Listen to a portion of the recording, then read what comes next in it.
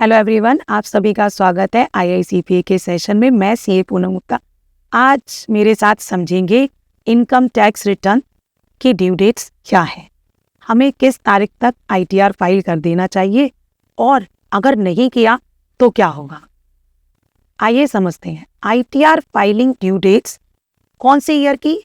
Assessment year 2026-27 और financial year 25-26। हाँ, मान लिया कि भाई अब तो टैक्स ईयर आ चुका है, लेकिन टैक्स ईयर के कॉन्सेप्ट के लिए भी को थोड़ा इंतजार करना पड़ेगा। वो नेक्स्ट ईयर के लिए ही एप्लीकेबल है, वो टैक्स ईयर 26-27 के लिए एप्लीकेबल है। उस पे हम दूसरा सेशन में डिस्कस करेंगे। आज हम समझ रहे हैं जो वर्तमान फाइनेंशियल ईयर जा चुका है 25-26, उसकी ITR कैसे फाइल करें, क्योंकि उसी की टाइमलाइंस आ चुकी हैं और उसे फाइल करना जल्द से जल्द जरूरी है। ठीक है, अब समझते हैं कि ITR फाइलिंग की ड्यू डेट क्या है। अब आप कहोगे कि एक ड्यू डेट ही तो है, नहीं, यहाँ एक ड्यू डेट नहीं है, यहाँ पर अलग अलग कैटेगरीज के लिए डिपार्टमेंट ने अलग अलग कर दिया है।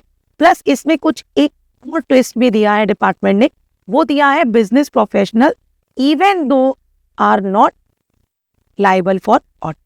अगर आप एक नॉर्मल इंडिविजुअल है, HUF है, नॉन ऑडिटेड कोई भी कैटेगरी है, उन सबको जिनको ITR 1 और ITR 2 फाइल करनी है वो 31 जुलाई 2026 तक कर नहीं करेंगे तो उसके लिए भी हम आपको बताएंगे कि क्या क्या कंसिक्वेंसेस होंगे और या फिर किस तरीके से आप फाइल भी कर सकते हैं।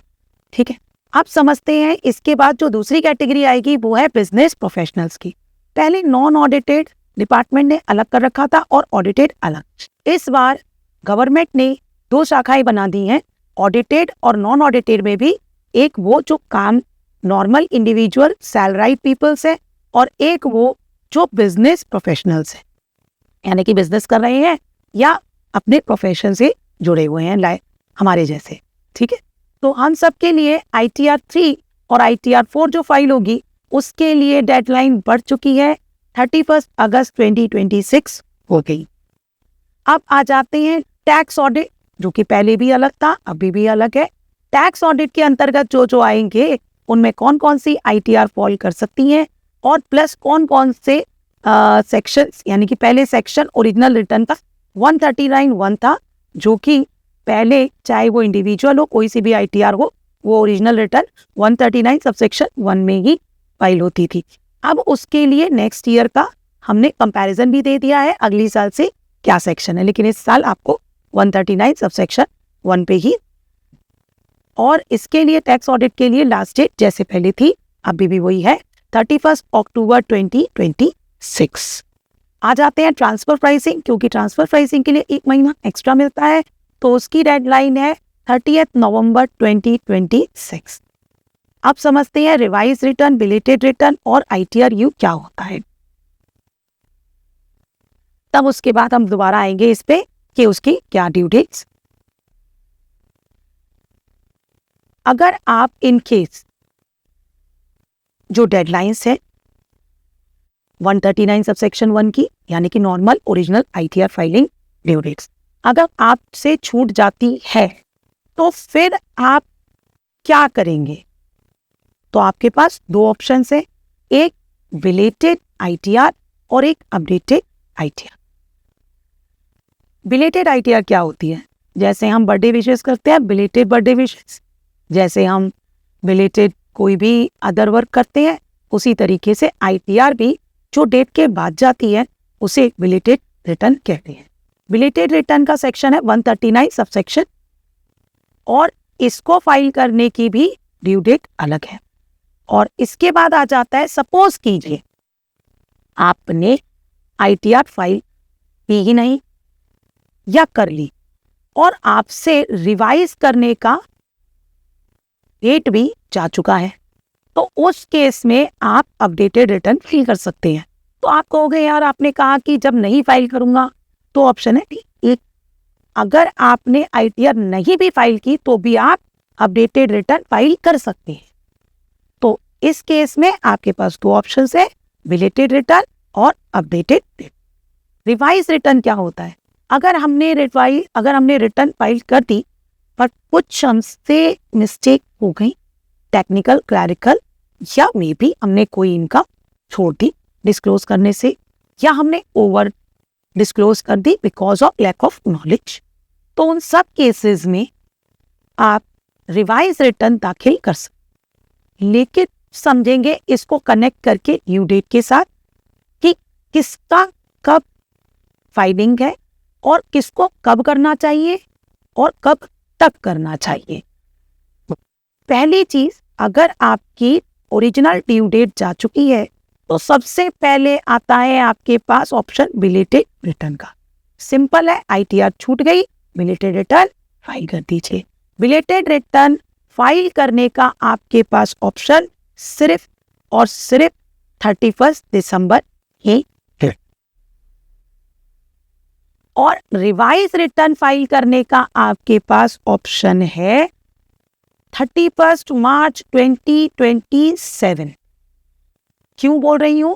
क्योंकि पहले पिछली बार जो पिछले फाइनेंशियल ईयर थे उसमें डिपार्टमेंट ने 31 दिसंबर 2026 यानी कि जैसे ही असेसमेंट ईयर का दिसंबर आता था तक की ही दे रखी थी, लेकिन लास्ट ही अमेंडमेंट में डिपार्टमेंट ने चेंज किया है और इस रिवाइज रिटर्न की डेट को बढ़ाकर 31 मार्च 2027 कर दी। इसका मतलब बिलेटेड रिटर्न आप फाइल करेंगे दिसंबर तक और रिवाइज रिटर्न आप फाइल करेंगे मार्च 31 2027।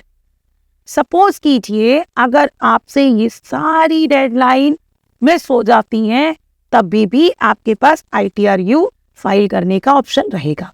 ITRU डिटेल में हम अपने नेक्स्ट सेशन में समझेंगे। ताकि एक शॉर्ट में समझें तो मैं समझाना चाहूंगी कि ITRU में सिर्फ आप जो टैक्सेबल ITRs हैं वही दाखिल कर सकते हैं, रिफंड का ऑप्शन आपका बंद हो जाएगा। आप समझते हैं कौन से ऐसे मेजर्स, सेक्शंस हैं जिनको आपको ध्यान रखना है ओरिजिनल ITR के लिए और ITR फाइलिंग सेक्शंस के लिए 139 और 234 ABC इंटरेस्ट और 234 F पेनल्टी और टैक्स ऑडिट 44। ठीक है, डिडक्शन हम चैप्टर 6A में लेते हैं। अब क्या चेंजेस ऐसे किए गए हैं हम अभी की बात करते हैं, जो कि है असेसमेंट ईयर 26-20। इसमें कुछ चेंजेस किए गए हैं ITR 1-2 में भी, 3 डेडलाइंस में तो चेंज किया ही है। अब चेंज देखते हैं फॉर्म्स के अंदर क्या चेंज है। फॉर्म्स में सैलरीड और simple non audit tax payer के लिए ड्यू डेट तो है ही, प्लस उसमें फॉर्म्स को सिंप्लीफाई किया गया है और प्लस 15G जैसी जो भी डिक्लेरेशंस है वो ऑटोमेशन के लिए आने के लिए ऑप्शंस दिए गए। दूसरा, ITR 3 और 4 में भी चेंजेस किए गए हैं फॉर्म्स में। इसमें मेजरली अगर समझेंगे तो आपके लिए HRA में डिडक्शंस और आपके लिए प्रॉपर्टी के लिए 54 में आपके लिए चेंजेस आए हैं। उन चेंजेस को हम डिटेल में दूसरे सेशन में करेंगे, क्योंकि एक सेशन में ये सारा अगर समझाऊंगी तो पूरा ITR ड्यू डेट भूल जाएंगे और हो भी सकता है कि आपको मेजर जो चीज ध्यान रखनी है वो रहे। अब समझेंगे कि क्या क्या AIS, TIS, form 16, TDS certificate, आपको म्यूचुअल फंड एक्सेल, ये सारी प्री रिक्विजिट्स हैं। इन सबको आप अपना तैयार कर लीजिएगा ITR फाइल करने से पहले। और स्टॉक ट्रेडिंग की जो रिपोर्ट्स है उन्हें तैयार कर लीजिएगा। और प्लस आपको और भी जो भी डिटेल्स तैयार करनी है, पैन कार्ड, आधार कार्ड, ये सारी चीज़ें आप पहले से ही तैयार रखेंगे तो ITR फाइलिंग में आपको बहुत बहुत सुविधा हो। अब सपोज कीजिए इन केस अगर आपने नहीं फाइल किया तो आपको इंटरेस्ट भी लगेगा, क्योंकि भले ही आप बिलेटेड रिटर्न फाइल कर दे लेकिन इंटरेस्ट फिर आपका ओरिजिनल रिटर्न डेट के बाद से ही स्टार्ट। इंटरेस्ट क्या है, 3 सेक्शंस है, 234 ए, बी और सी। इनमें अलग अलग सेक्शंस हैं और अलग अलग डिपेंडिंग अपॉन लाइबिलिटी आपका इंटरेस्ट लगेगा। कुछ एडवांस टैक्स के रिलेटेड है और कुछ आपका नॉन टैक्स पेमेंट के बेसिस भी है। जैसे कि आपका पूरा टैक्स आप पे करना रह जाता है तो आपका वो इंटरेस्ट लगेगा ही लगेगा। अब इसके अलावा भी लेट फाइलिंग फीस है जो कि कंपलसरी है। लेट फाइलिंग फीस आपकी डिपेंड करती है आपका टर्नओवर कितना है, यानी कि आपकी ग्रॉस रिसीव्स या इनकम टैक्सेबल इनकम कितनी है। इनकेस आपकी टैक्सेबल इनकम 5 लाख से नीचे है या 5 लाख तक है तो 1000 लगेगा।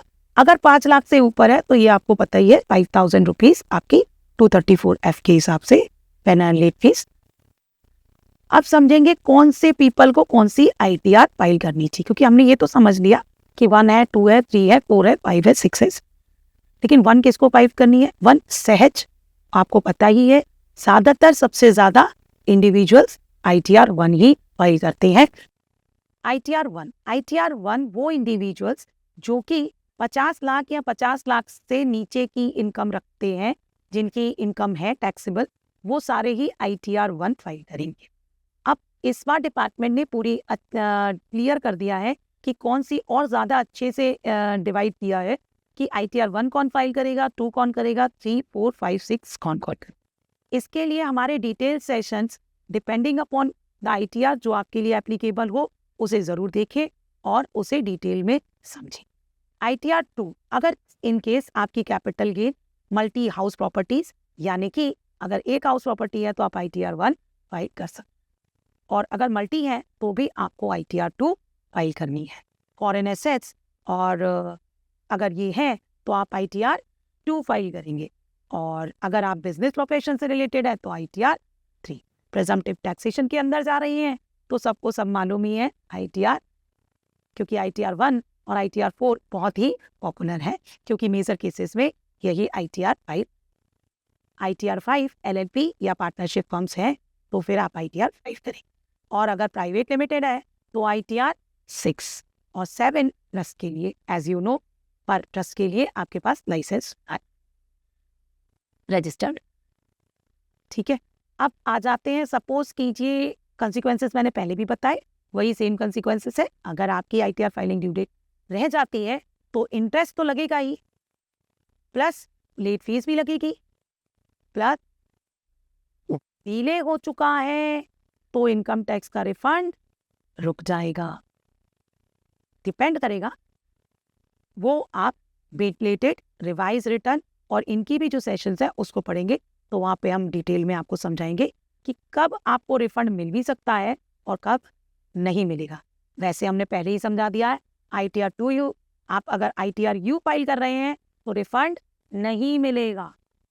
ठीक, लॉस कैरी फॉरवर्ड करने में इशू हो जाता है और नोटिस आने के देखो चांसेस बढ़ जाते हैं, क्योंकि डिपार्टमेंट इस समय सबसे ज़्यादा अब कंप्लायंस पूरी प्रॉपर कर चुका है, उनके पोर्टल प्रॉपर हो चुके हैं, AI इनेबल्ड हो चुका है, सब कुछ डिजिटाइज हो चुका है, तो चांसेस ऑफ नोटिस ऑलरेडी बढ़ चुके हैं। ठीक है, और इवन लोन और वीज़ा अप्रूवल्स में भी आपको दिक्कतें आ सकती हैं आने वाले से। ठीक है, और कुछ हमने दोबारा से इसमें मैंने आपको समझाया है, अगर आप इस ब्लॉग पे जाएंगे तो आपको पूरा सेक्शन टू सेक्शन रिलेशन पता चल जाएगा। जैसे कि आपकी रिटर्न फाइलिंग सेक्शन 139 है, जो कि नेक्स्ट आप 2025 में किस सेक्शन को आपको चूज करना है, 260, लेकिन इस साल अभी आपको ओल्ड सेक्शंस के थ्रू ही फाइलिंग्स करनी है। अब आ जाते हैं documentation, PAN card, Aadhaar card, form 16, EIS, TIS, investment proofs, bank statements, finance, ये सारे इंडिविजुअल्स को ये डॉक्यूमेंट तैयार करने हैं। वो प्री रिक्विजिट्स तो हैं ही, EIS, TIS और आपका पैन आधार, मैंने पहले ही बता दिया था, लेकिन वो हर किसी के लिए है, ये सैलरीड इंडिविजुअल के लिए है। फॉर्म 16 उसे पहले ही तैयार रखना चाहिए, इन्वेस्टमेंट प्रूफ्स आप तैयार रखिए और बैंक स्टेटमेंट भी।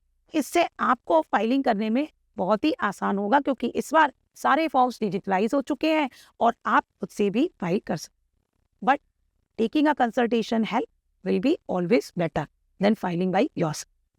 बिजनेस एंड प्रोफेशनल्स को ज़्यादातर फाइनेंशियल स्टेटमेंट्स तो तैयार रखने ही है, जीएसटी रिटर्न्स भी तैयार रखें, क्योंकि आपको पता ही है कि गवर्नमेंट ने लास्ट 2 ईयर से जीएसटी का टर्नओवर ऑलरेडी लिंक कर दिया है आपके एआईएस टीडीएस के साथ। ठीक है, टीडीएस सर्टिफिकेट्स भी आपको तैयार रखना है, इन्वेस्टमेंट के भी प्रूफ्स आपको रख लेने हैं। प्लस अगर आप शेयर ट्रेडिंग करते हैं तो अपने ब्रोकर से एक्सेल मंगा लीजिए पहले से ही, डिविडेंड की और ट्रेडिंग की, कैपिटल गेन। ठीक है, अगर डिटेल में समझना है तो आप हमसे क्वेरी में कमेंट भी कर सकते हैं और पूछ सकते हैं। अब आ जाते हैं बेनिफिट्स क्या होते हैं अगर हम फाइलिंग करेंगे। देखो बेनिफिट्स तो बहुत, बाकी डिपार्टमेंट की ड्यू डेट के अंदर फाइल करना ये ज़रूरी है, कारण आपका रिफंड सुनिश्चित हो जाता है अगर आपका बन रहा है तो। ठीक, लोन अप्रूवल्स आपके फास्टर हो जाएंगे, क्योंकि अब डिपार्टमेंट्स, आपको पता ही है, जब भी लोन की एप्लीकेशन जाती है आपका आईटीआर पहले चेक होता है कि आईटीआर फाइल है या नहीं। वीज़ा प्रोसेसिंग में भी दिक्कत आ जाती है अगर आप फाइल नहीं करते हैं। कैरी फॉरवर्ड लॉसेस रुक जाते हैं आपके, नोटिसेस पेनल्टी नहीं आएंगी और आपका स्क्रूटनी में भी केस बहुत ही चांसेस कम हो जाता है। तो यही सारी चीज़ें हैं आज के इस सेशन में और आईटीआर ड्यू डेट के में। Thank you very much.